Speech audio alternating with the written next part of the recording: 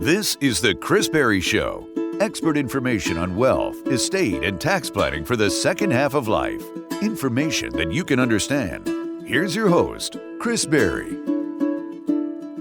Welcome, everyone. Hope you had a great week. We're going to start the show off, as we always do, with a positive focus, something positive that happened.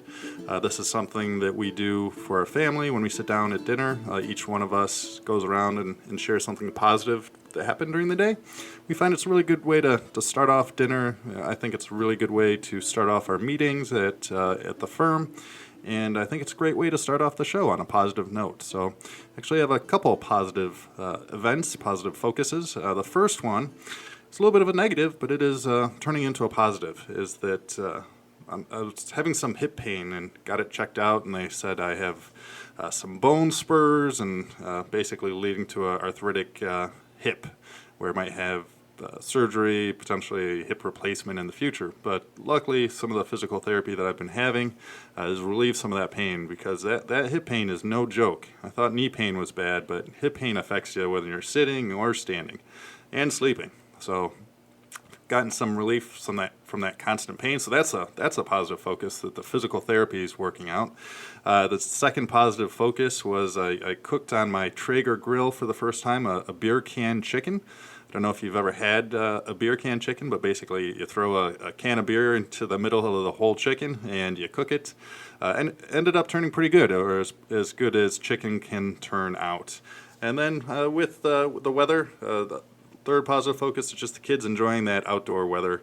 Now they love playing outside during the winter, but to be able to break out their bikes and start riding their bikes around, just hearing their joy, seeing how much better they are this year from last year, it's great to see that. So, and that's probably my number one positive focus, is just seeing the joy of the kids as they're breaking out their bikes and being able to ride and enjoy some of the spring finally, after that winter that started off slow, but boy did it hit us hard. So with this show today, very excited, we're going to have a special guest, Cody Tustin from Unorthodox Fitness. He's going to be joining us on the second segment, talking to us about the importance of fitness as it relates to aging well. So on the show, we talk about living the second half of life from a financial, tax, and legal perspective, things we can do to make sure our second half of life is just as good, or if not better, than our first half. And I thought it was important to have Cody on, because he's going to talk to us about fitness as we go through this aging process. Because we're not going from healthy to passing away anymore. We're going through this aging process.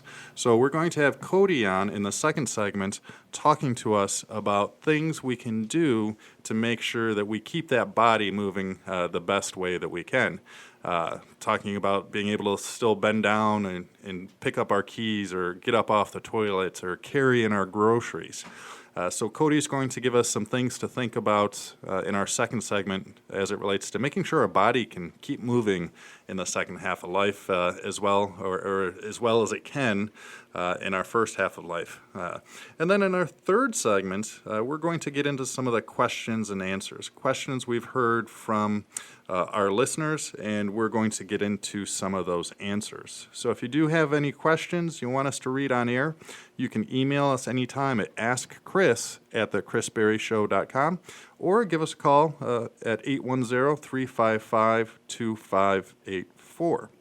And in the first segment of our show today, we're going to get into the life cycle of planning. The life cycle of thinking about your financial, your legal, your tax planning, because there really is a life cycle to this. And when we start off, I think kind of the initial point when someone starts to think about financial planning or legal planning is when they have a child. In fact, last week I sat down with two people in their late 30s. They had their first child. And someone in that position, when they're working and accumulating wealth and trying to provide for a family, it's going to be different than someone who's retired or concerned about long-term care. But planning is still important, regardless of the point in that life cycle, whether it's that first half of life or that second half of life. And so I thought I'd talk about some of the needs or issues in the different stages of our life. And I'd like to think of it first, kind of the early stage. So maybe this is when we've first had our child. So we have a baby, and now we need to think about more than just ourselves. Now planning becomes more important. And now, if you do have a child or a young child at home, you need to think about putting together your first estate plan. So now, God forbid you pass away, who's going to take care of your child, both financially as well as just serve as that substitute parent? So you need to think about guardianship. So who's going to take care of that child? You also need to start thinking about a trust, because now we don't want money going outright to a toddler. For example, my kids are 8 and 6. If they were to inherit any money, they'd spend it all on Legos, which I think would be pretty cool, but probably not the best use of that money. Now, technically, you can't inherit property or assets until you turn 18, but I'm young enough to remember what I was doing 18 to 25, and if I inherited 5,000, 50,000, or 500,000, I would have been the coolest kid on campus, but probably my only year on campus. So we need to start thinking about trusts, and just basic trusts, typically. Typically, we don't need to get into asset protection trusts, unless maybe a business owner. And then also a big part of it is also life insurance. So God forbid a parent were to be removed from their earning potential, that could have a drastic effect on how a child would be raised, because it's not enough to just think about guardianship of who's going to raise my child if something were to happen to me. We also need to think about how are they going to fund that child's life? How are we going to pay for braces or college or private school? So that's where life insurance first becomes part of the plan. And then also, we need to start thinking about taxes as well. So the last generation, or the baby boomers, they were sold on the idea of putting everything into 401ks and tax-deferred accounts, and now they're facing the pain of that when they turn 7.5 and start to have to take out required minimum distributions, because now they're having to pay all that tax. So while they've been accumulating large pre-tax accounts, they've also been accumulating large tax bills that have to be paid. And so when you start in that accumulation phase, as you're saving, and it is important to save, because that's going to be very important as you age and look to retirement, is it's all about how much you saved. But also look at tax diversification. So maybe you shouldn't put all of your savings into your employee accounts, your 401ks, because that money grows, but it's tax-deferred growth, meaning that you're just deferring when you're going to pay the tax. So with those 401ks, it's nice because you don't pay the income tax right away, but you pay it when you take the money out.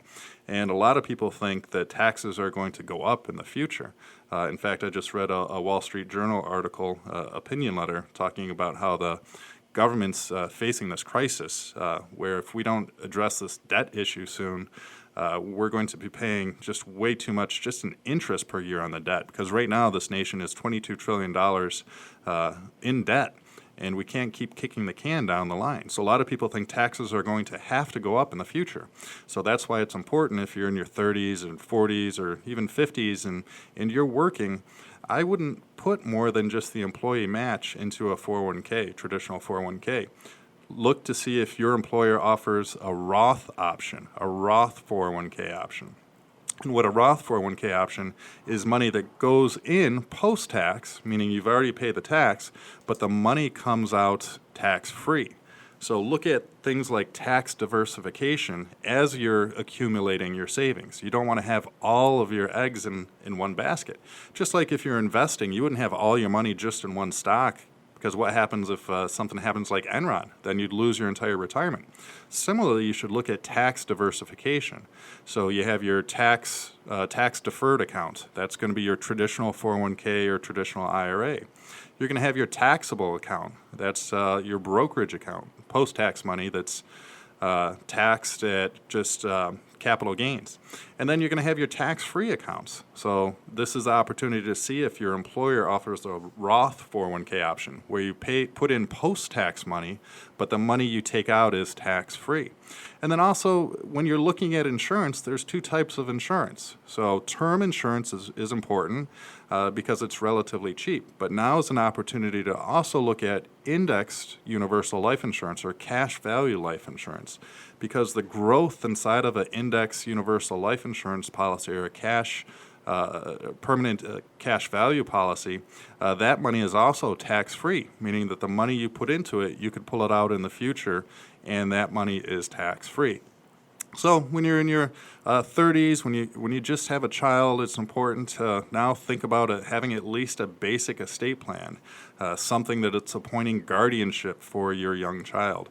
Having life insurance, maybe look at term as well as index universal life insurance if you're looking to provide tax-free growth, if you want tax-free income in the future.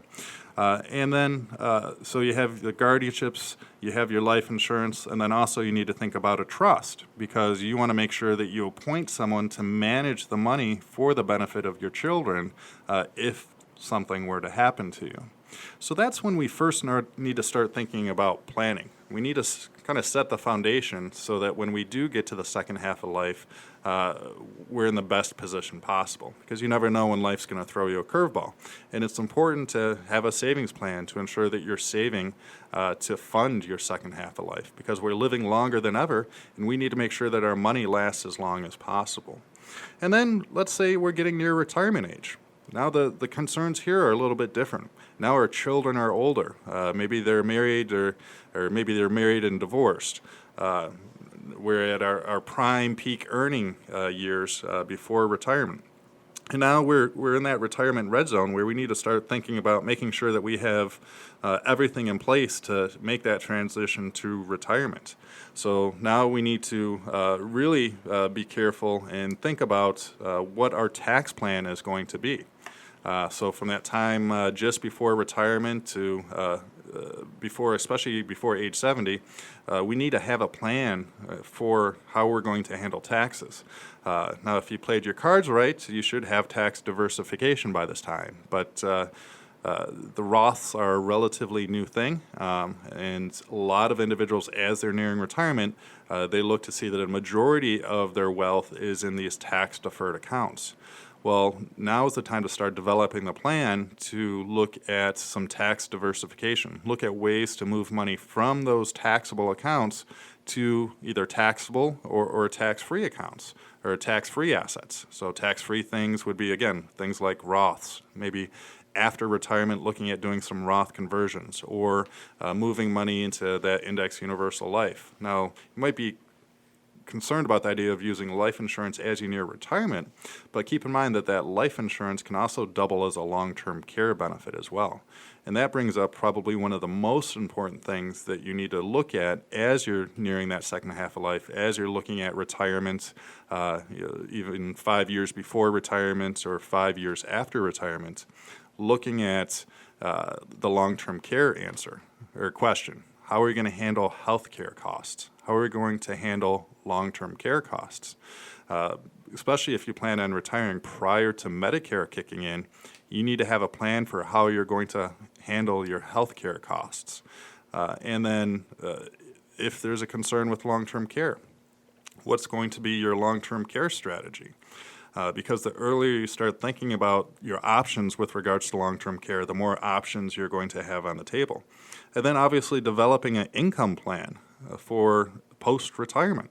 So you've worked your whole life up to this point. What's going to happen when that salary goes away? How are you going to replace that income? And you can rely on things like Social Security, maybe you have a pension, but we need to have some type of income plan for retirement because you're switching phases in the money cycle. You're going from an accumulation phase to now a preservation / distribution phase. So you need to make sure that you have a plan in place. For example, what accounts are you going to draw on first? Are you going to draw on a Roth account first? Are you going to draw on that index universal life? Are you going to draw on your tax-deferred accounts taxable? Because the order of your drawdown is very important because especially if you're not very tax-deferred, as you're moving into retirement, we need to look at trying to defer some of those taxes because what happens at 70 and a half is that retirement savings tax time bomb of now you have to start taking out required minimum distributions, whether you like it or not. And so especially from the time that you retire until age 70 and a half, that's the sweet spot in terms of tax diversification, where if you haven't set things up in a tax-deferred way early on, this is your last chance before you start having to take out required minimum distributions. Because at 70 and a half, you have to take out about 3.65% out of those tax-deferred accounts, whether you like it or not. And then every year you get older, you have to take out a larger percentage. So it's important to have that tax plan in place. And then what are the concerns late in life? Well, the biggest one for a lot of people is long-term care. So what is going to be that strategy we have for dealing with the elder care continuum or the elder care journey of going from living at home independently to maybe now bringing in home care to moving or transitioning to assisted living to maybe needing nursing home in the near future? What is the plan that we have in place? And again, the earlier we start thinking about this, the more options we're going to have on the table. But it's important to have that long-term care plan in place. And then also this is when we look at a legacy plan too, making sure that we do have that estate plan in place so that when we pass, stuff goes the way it's supposed to and it avoids probate. So making sure to avoid probate. We don't want to send our loved ones to probate court upon our death, where now they have to go through at least a 5-month process of administrating the estate. So that's really the life cycle we see in planning. And understand when you start out, you're going to have different goals and concerns than when you're getting into the second half of life. And it's something that we cover on our show. It's something that we cover in our workshops that we do about once a week at one of our different locations. If you want some more information on that, visit thechrisberryshow.com. But with that, I'm very excited to have Cody Tustin on the show talking about unorthodox fitness and fitness as we move into the second half of life.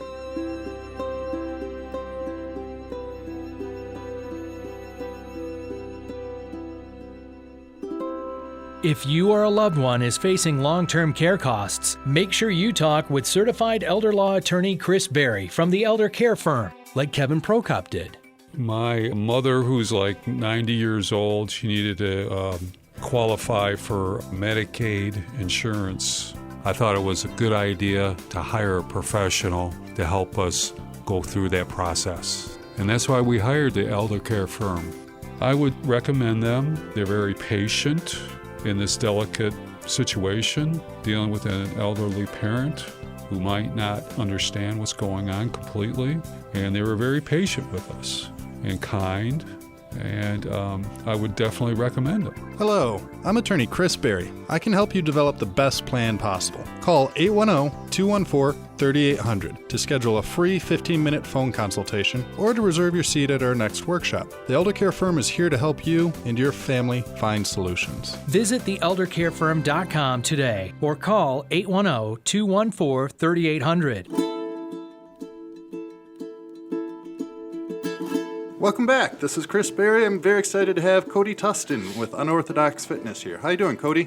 I am doing fantastic. How about yourself? I'm doing wonderful. So the idea with this segment today is talking about how fitness affects us as we age. And Cody, I thought, would be a great expert to have on the show because he does some things a little different. It works a little bit different than going to your typical Planet Fitness. So Cody, tell me how you got into fitness in the first place.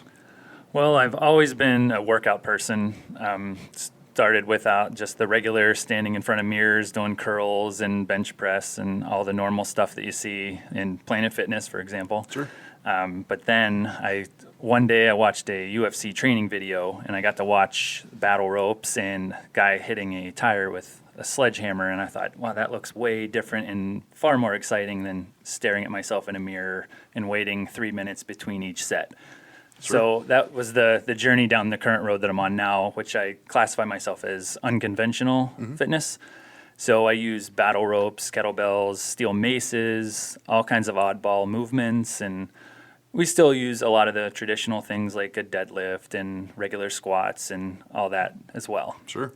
Now, you're mentioning these battle ropes and dumbbells and maces, and it sounds kind of intimidating. It's not so bad. I have a whole entire class of 55-year-old and up females, and they are all quite proficient at this point in all the movements, and they enjoy it so much more. And plus, it looks way cooler. Sure. Yeah. Swinging a steel mace at 55, and it's way cooler looking than just standing there with your 11-pound dumbbells. looking in the mirrors. So why do you think kind of using these unorthodox styles is important for training, especially as we get older? It plays very well to everyday life, no matter what your age or your profession. We really focus on, there's a term called upper crust syndrome, and that's the most common thing we see nowadays is our technology. We're always looking down. We have this caved in posture. Sure. So I'm always looking to do counter activity to fight against that. So we do a lot of pulling motions, approximately a 3-to-1 ratio, which is, it seems like a bit much, but if you think about how often you're on your phone or driving or sitting at a desk typing, that's a very weak position to be in. Yeah, hunched over. Yep. Yeah. And it also, I've read some studies where that plays into your mood and the way you think of yourself. Because if you're caved in, you just look defeated. Yeah. So having that tall posture and being able to stand proud, plays. There's even an author out there, Jordan Peterson, who wrote a book, I think the 10 Rules for living, talking about creating order out of chaos. And one of his things is just put your shoulders back. So I think that makes a lot of sense. So you think kind of doing these workouts would be better than buying some of those apparatuses I see that like force your shoulders to go back or hold your phone out farther? Absolutely. Yeah. The shoulders back thing, my wife's a physical therapist, and we just look at those kind of things. It's just it holds you in the right position, but if you're not strengthening it, as soon as that thing comes off, you're right back into caved in. Right, yeah. So if you're not actively fighting against it, it's going to win. Yeah, yeah. So let me ask you this. Why do you think strength training is important for an aging population? A lot of times people think about strength training and those types of things as a young person's game. Nope, we all have to move, bend, and pick things up. If you think about if you're 75 years old and you drop your car keys, you still have to get them off the ground unless you're walking around with one of those little grippy claws, but that you don't see that too often. Sure. So you have to be able to be ready for those types of things and moving properly instead of just hunching over and grabbing it. And that's how did you throw your back out? It wasn't usually some crazy story. I was picking a car up, or it was I bent over to pick up my Amazon package off the front porch, and now my back hurts. Yeah, I've heard people say they've thrown their back up getting up off the toilet sometimes. So. Yep. Yeah. Proper squatting technique would be very efficient there. Yeah. Well, what kinds of things can this type of training correct that maybe can't be corrected by just using a workout machine?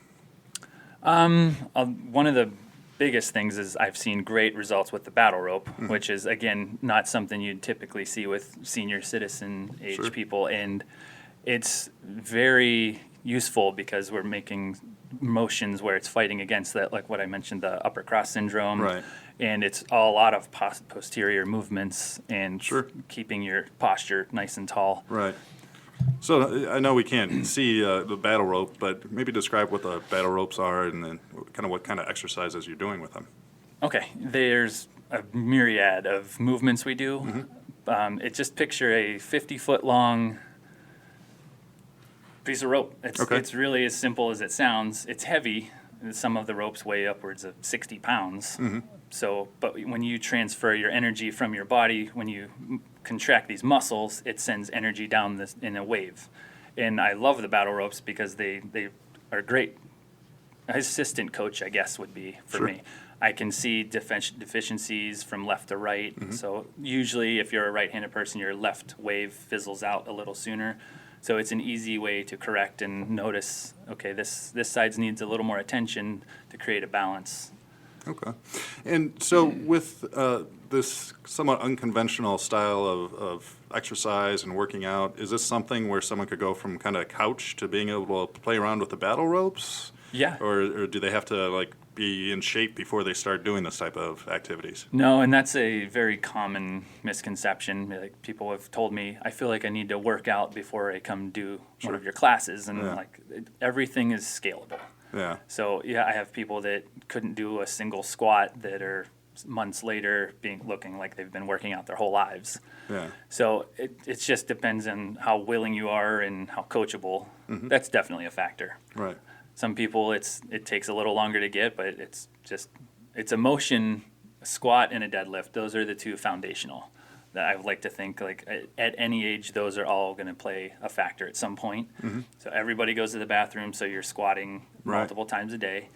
And then a deadlift, like we mentioned before, like especially this day and age where Amazon's bringing everything to our house.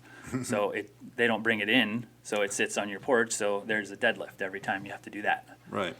Yeah, and that's something I see in my work is that as people age, it seems like the more fit they were, the more strength they had, the better they're able to deal with all the issues that come along with aging. Absolutely. There's one way to look at it. You have flexibility, endurance, and strength. In a perfect world, we're all going to be balanced across these three. But if you had to pick one, I would go with strength. Flexibility is going to be a close second, but if you're weak, your joints are going to be flimsy anyway. So flexibility is not going to help you there. So having the strength is going to benefit across a myriad of disciplines. Sure. Yeah. So are you saying that strength training should be the only thing that people are doing? No, not at all. Like I said, balance would be key. But if you had to choose one, strength has the most carryover effect. Yeah. So tell me more about the other things other than just strength. So with endurance or stamina in general, so commonly we're not going to be climbing 100 flights of stairs a day unless you live in a Manhattan apartment or something on the top and the elevator's broken. That's not going to be a commonly occurring occasion. So let's look at it that way. We have endurance, which would be swimming or jogging, which is it's a great exercise. But if you compare say a 70-year-old who's been a lifelong swimmer versus a person who uses resistance training or strength training, the strength training person's going to last a lot longer. Is their joints are stronger, they have more mobility. Good. Now, if someone's trying to get into this type of exercising, something a little more unconventional, what do you think they should start with? I start all of my clients the same way. We will look at, I'll go dabble through a few of the different disciplines, but it's always going to come back to the squat is the most useful out of all of them. So if you're bending over to get something, you can still use the squat variation of that and use your legs. You've always heard bend with your legs when you're going to pick something up. So that's going to be one of the most, that's always, we start on that for sure. And then a deadlift is not too far behind it because those are things that if you're an avid gardener or something like that. I have one lady who carries 50-pound bags of rocks across her yard now. Oh, wow. Who she was pumped because she's like, I really love my gardening, but my back's always sore, and I got to watch it happen over a course of a year, and now she's just a monster out there carrying stuff through her yard. So what you're saying is deadlifts make you a better gardener. Yes, it does. Yeah. And then something else that you touched upon is the need for balance. So especially, it seems like a lot of the seniors we deal with, issues happen when they start to kind of lose that balance, and there's falls and that type of thing. Absolutely. What are some things that people could do to try to work on their balance? Starting at the foundation and working up. If you have weak ankles, then you're going to be prone to slip and falls and just a bad setup from the start. Yeah. So working on just ankle mobility is a good thing, but also strengthening. So if you have like those little rubber discs you've seen at most gyms have those, and just add a little bit of weight at a time and build up your strength, and just do like a circle around with your foot. And then there's tons of things you can just do, standing up onto your tiptoes and back down, and just doing things like that, or walking on your tippy toes. That's another way to help develop with the balance. Okay. And I know I'm putting you on the spot, but if someone had maybe 10 minutes to try to develop some of this unorthodox fitness on their own, what are some things that they could do in those 10 minutes? Work on squats, as I mentioned before. Maybe work out a little circuit for yourself. Or there's tons of resources online, but you have to be careful because there's also plenty of bad sources. You mean there's bad information on the internet? I know. I would have never guessed. Yeah. I always tell people you can always find what you're looking for on the internet. Whether it's right or not is a completely different story. Correct. Yeah. And you can find convincing arguments either way for both. Yeah. But looking into doing something, start small, obviously. If this is brand new to you, start very small. Keep it really simple. The KISS method. Keep it simple, Sally, or silly, or whatever you want you've learned. Yeah. Go from there, and then just do maybe 10 squats that day, and then bend over, touch your toes, and then key parts of that is squeezing your bum and your abs.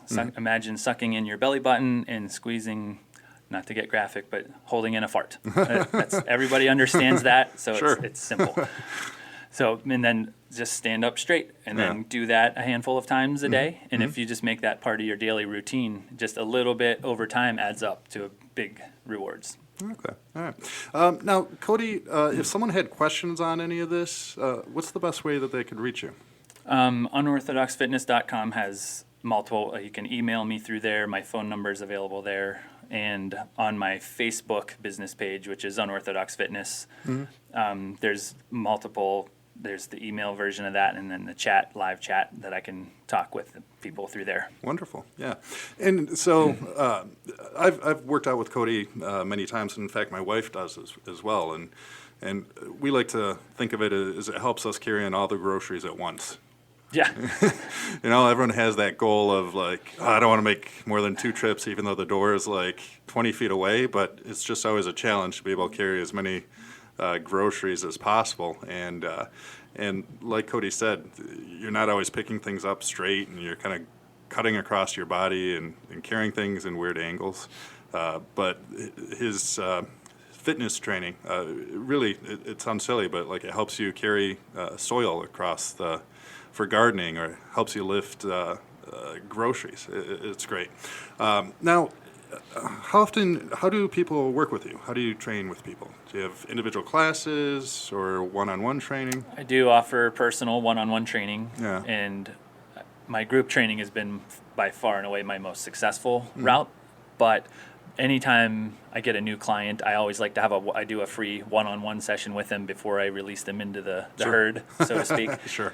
So I like to have that one-on-one time so I can get a foundation for them and find out how far along they are. Can they do a squat? Sure.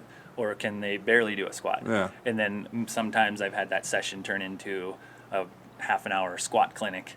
And then but the confidence that they have after, it's usually just a few little tweaks here and there. Yeah, good. Now, does nutrition play a role at all in this? Absolutely. Yeah. Yeah, you have to have both oars in the water if you want to optimize your health. So having a balanced square diet is very important. And that's one of those topics. It's so personal. It has to be, we'd have to sit down and talk about that in great detail to find out, like, maybe because some people can get away with eating tons of carbs, and then you get the people that eat like 6 carbs and they gain 4 pounds. Sure. So that's all very individually basic. Yeah. I've done one of those 23andMe's, and they even have, just based on your kind of ancestry, certain recommendations. So it's that makes sense. So Cody, I want to thank you so much for being a part of the show today. Again, if people have questions or they want to follow up or maybe get into this unorthodox fitness style of training, what's the best way to reach you? It's unorthodoxfitness.com.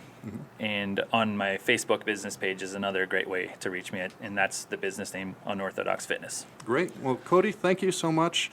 I thought it was important to have you on the show because we don't go from healthy to passing away. We go through this aging process, and we want to make sure that our body is as well optimized as possible. So if we can do a deadlift in our 20s, then maybe we can pick up our keys or get off the toilet in our 70s and 80s. So, absolutely. So Cody, thank you. It's been a pleasure.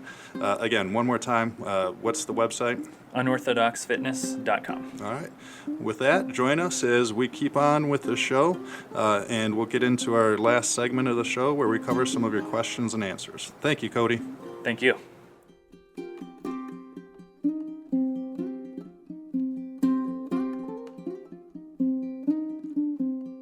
If you're looking for guidance in estate planning, make sure you talk with certified elder law attorney Chris Berry from the Elder Care Firm in Brighton, like Brian Measle and his family did. For quite a long time, I worked on my parents trying to get them to establish an estate plan or a will or a trust, and they had absolutely nothing in place. We had set a first initial meeting with Chris on a Monday with him, and that Friday afternoon, my mom had passed away, and we had nothing in place.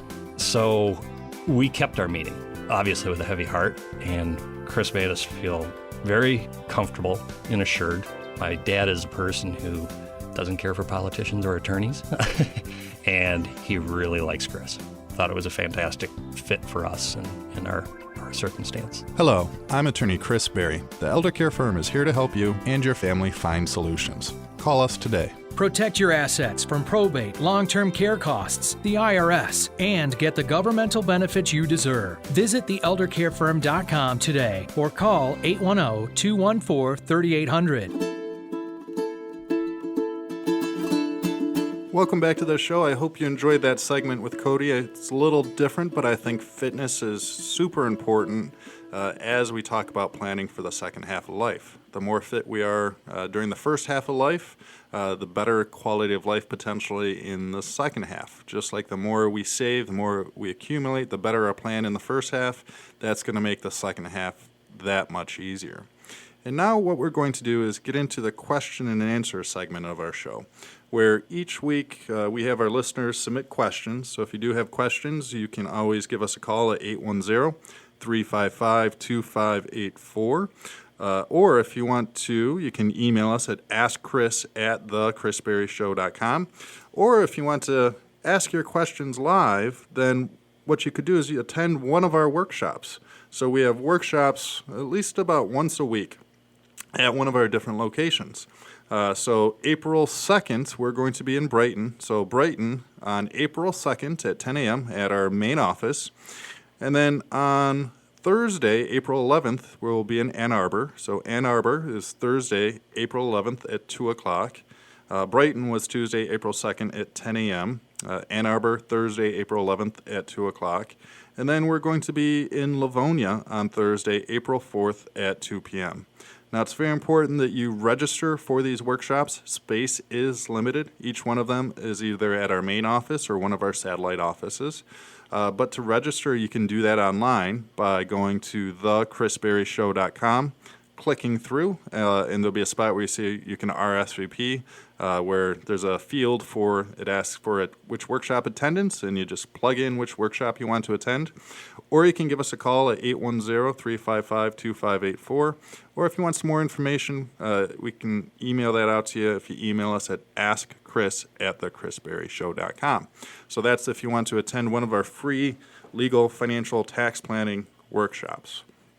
So now we're going to get into the questions. And the first question is, should I build an emergency fund or pay off my debt? And this question is from Jake. And it's a good question. I can't advise you specifically without knowing more details, because a lot of it would depend on what is the amount of debt and what is the interest rate you're paying on debt, because there's good debt and bad debt. Bad debt for most people would be like credit card debt. It could be a higher interest rate, versus good debt could be student loans, which could be maybe 2 or 3%, depending on your student loans.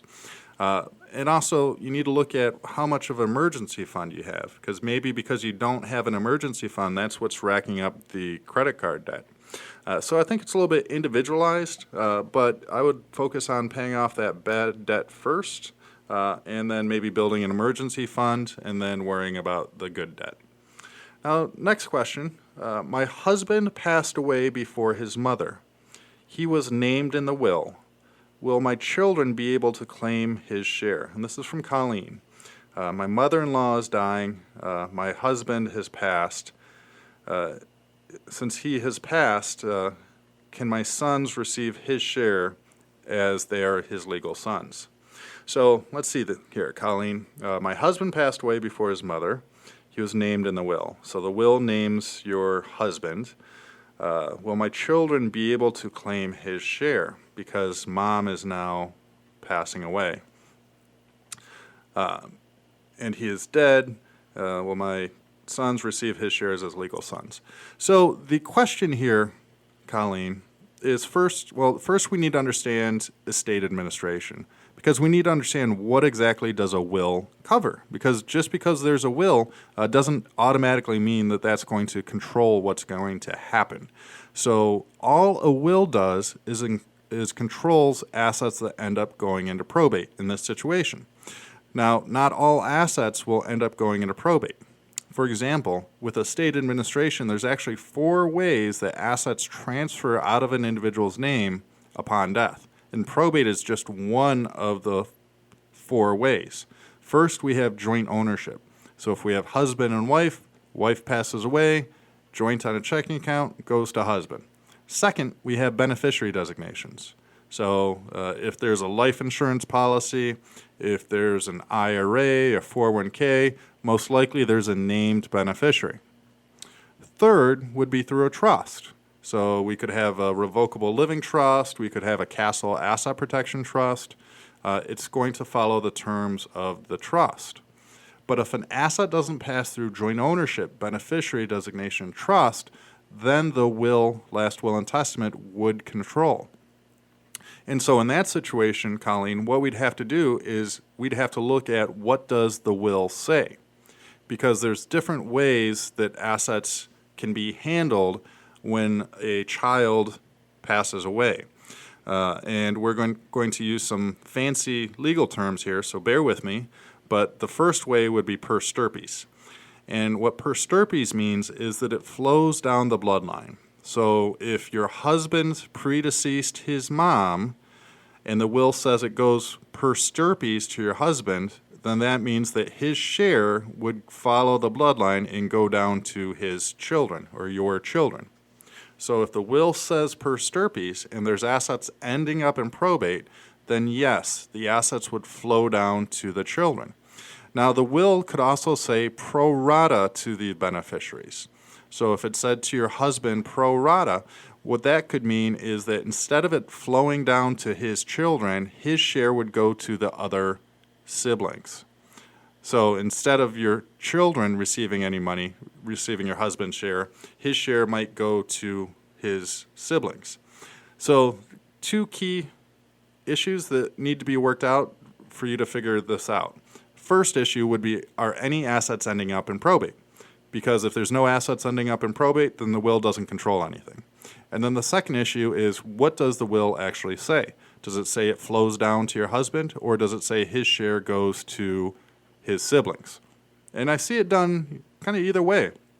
I would say a lot of times in my practice, probably maybe 85% of the time, I see that it is per stirpes, meaning it flows down the bloodline. But sometimes I see it handled in other ways. So hopefully that was helpful, Colleen. And this is something that we cover, again, at those workshops. We talk about estate administration and how a will does not control all your assets and whether you need a will or a trust. And if that's something that you want to learn more about, feel free to visit our website at thechrisberryshow.com and register for one of our upcoming workshops. Because that's a common question is, do I even need a trust? And that's something that we work out in the workshops. So next question, how can my wife and I reduce income tax when we start to withdraw from our IRAs during our retirement years? And this question is for Bob. In 3 years, my wife and I will be 66 and entitled to claim Social Security. We have IRAs valued at $1 million. How can we reduce income tax on our IRAs during retirement? Well, Bob, there's a couple different strategies, and depending on what your goals are, different ways that it can work. But one of the things that you can do, and it sounds like you're kind of in the perfect spot for this, is that maybe you delay taking Social Security right away. So don't take Social Security right away at 66, at full retirement age. But if you delay taking Social Security for a couple of years till age 70, what you're doing is you're allowing your Social Security to continue to grow at roughly about 8% a year. So it roughly works out that if you delay taking Social Security, each year you delay, you get a larger, by 8%, a larger income. And so if you wait to age 70, you get about 132% of what your full retirement age would have been, the amount coming out each month. So there's really nowhere else that you can get a guaranteed 8% raise. So that's something nice with Social Security. But then also, while you're allowing your Social Security to grow, which is important because this is kind of one of your sources of monthly guaranteed income, this is your wage that you're looking to replace when you retire for your second half of life. While you're taking an 8% raise on that guaranteed income, and assuming Social Security is going to be there, which is a whole nother conversation, but you're getting an 8% raise each year. And then while you're doing this, you're also diffusing some of that tax that you're going to have to start paying at age 70 and a half. because at age 70 and a half, you have to start taking out your required minimum distributions, whether you like it or not. And then you couple this with the fact that the way the tax brackets are right now, they're going to go up in 2025. So, Bob, you're at this unique sweet spot where you've stopped working, it sounds like. You do have some tax-deferred accounts that we need to develop a plan for. You haven't taken Social Security yet, so we can continue to delay taking Social Security. And now the question is, how are you going to live? What's going to be your income while you deny or delay taking Social Security? Well, that's where you draw money from those tax-deferred accounts, where you pay the income tax on those accounts. So you move the money from the tax-deferred account, pay the income tax, and now that can be part of your living expenses, and then whatever you do not use can be invested. And typically, this is where people look at doing things like Roth conversions. Now, it's different than a Roth contribution. A Roth conversion is you're paying the income tax from your IRA and moving it directly into the Roth. So you could look at things like Roth conversions, or a few of my clients are looking at doing Roth conversions coupled with part of that, in two clients we're working with right now, a portion of that going into Index Universal Life Insurance. Because Index Universal Life Insurance is an indexed product, and what that means is if the market goes down, you don't lose anything. But if the market goes up, you participate in the upside of the market. So it's a little bit more conservative, but it's a good hedge against the volatility in the market. And then also the growth you have on that product, the money comes out tax-free. So you're creating another form of tax-free money in retirement to go along with that Roth. So again, looking at it from a tax diversification standpoint, it makes a lot of sense to pay the tax sooner rather than later, so that by the time you reach 70 and a half, you've diffused some of the tax in there, you've allowed your Social Security to grow, and now you've created more tax-free money in retirement. And Bob says in 3 years, you and your wife will be 66. So I can't do math in my head, but you have about 7 years. So I would develop a tax plan over the next 7 years where we move money from the tax-deferred accounts, manage your income needs, and then whatever is left over could be invested in some taxable or tax-free investment strategies. And then on top of that, there's also an asset protection issue here as well, is that when you move money from those tax-deferred accounts, now you could look at moving that money into a form of asset protection trust, so that if you were to need Medicaid or nursing home care in the future, whatever you put into that trust, whatever you funded into that trust, could be protected from that devastating nursing home or Medicaid spend down. Because the money that's inside of those tax-deferred, those qualified accounts, cannot be moved into trust, cannot be protected. In Michigan, retirement accounts like IRAs and 401ks are countable as it relates to nursing home or Medicaid and that Medicaid spend down. So you're moving this unprotected money, you could move it into protected vehicles inside of an asset protection trust. So now, if you can make it 5 years from the time you move the money into the trust, then everything inside of that trust could be protected from that nursing home or Medicaid spend down. So, Bob, you have some amazing opportunities right now, and this is where we talked about from that first segment, just having a plan. You're kind of in the home stretch now, so you need to make sure that you make the right choices moving forward. Next, how can my friend transfer his house to his daughter before he has to go into a nursing home? And will Medicaid get it? And this is from Howard. So Medicaid is a way to pay for nursing home care. But to qualify for Medicaid, a single individual can only have $2,000 worth of countable assets. A married couple, where one spouse is in the nursing home, one spouse is living in the community, they're going to make you cut your assets in half, and that community spouse can only keep up to $120,000. Now, countable assets are basically everything other than a home, small cash value of life insurance, personal belongings, and a prepaid funeral. Everything else in Michigan is a countable asset.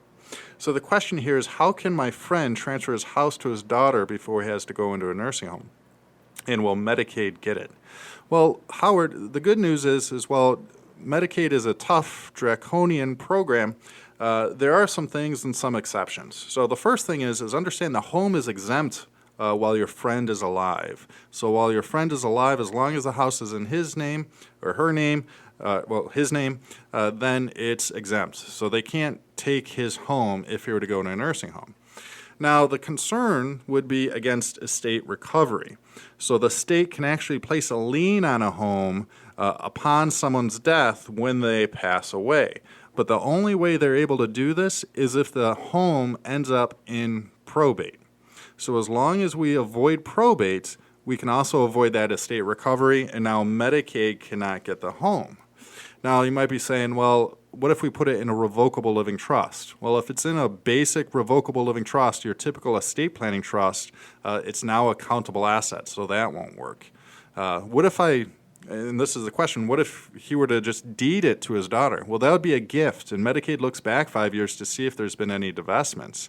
Now, there's certain exceptions if the daughter was a caregiver or if the daughter was disabled. There's certain exceptions there, but otherwise, that would be a gift, and that would penalize us. Now, the one thing we could do, well, there's two options, really. One option is if we think we could make it 5 years before your friend has to go into a nursing home, we could deed that home into that asset protection trust, that castle trust. And once we've made it 5 years before we need the nursing home, everything inside of that trust would be protected from that nursing home or Medicaid spend down. The other option is we can utilize what's called a ladybird deed that says it's in your friend's name while he's alive, and then upon death avoids probate, avoids estate recovery, and goes to your daughter. So hopefully that was helpful, and that's something we talk about in our workshops. We talk about ladybird deeds. We talk about asset protection trust. We talk about protecting your assets. So if you do want to learn more, visit our website at thechrisberryshow.com, and you can click through and register for one of our free upcoming workshops. There's nothing sold, there's no cost, but you do have to register. And we're not feeding you other than the water and cookies and knowledge at these workshops. So with that, I want to thank everyone for listening. Thank you to Cody, and make it a great week. Take care. Learn more about Chris Berry and how he can help your family by visiting online at thechrisberryshow.com. That's thechrisberryshow.com. You can also call Chris Berry at 810-355-2584. That's 810-355-2584. This program content reflects the opinions of Chris Berry and his guests, not the elder care firm, Prosperity Capital Advisors, or the C.J. Berry Group, and is subject to change at any time without notice. Content provided herein is for informational purposes only and should not be used or construed as investment or legal advice, or a recommendation regarding the purchase or sale of any security, or to follow any legal or tax strategy. There's no guarantee that the strategist's statements, opinions, or forecasts provided herein will prove to be correct. Past performance is not a guarantee of future results. Indices are not available for direct investment. Any investor who attempts to mimic the performance of an index would incur fees and expenses which would reduce returns. All investing involves risk, including the potential for loss of principal. There's no guarantee that any investment plan or strategy will be successful. We recommend that you consult with a professional dedicated to your needs. This program is furnished by the Elder Care Firm.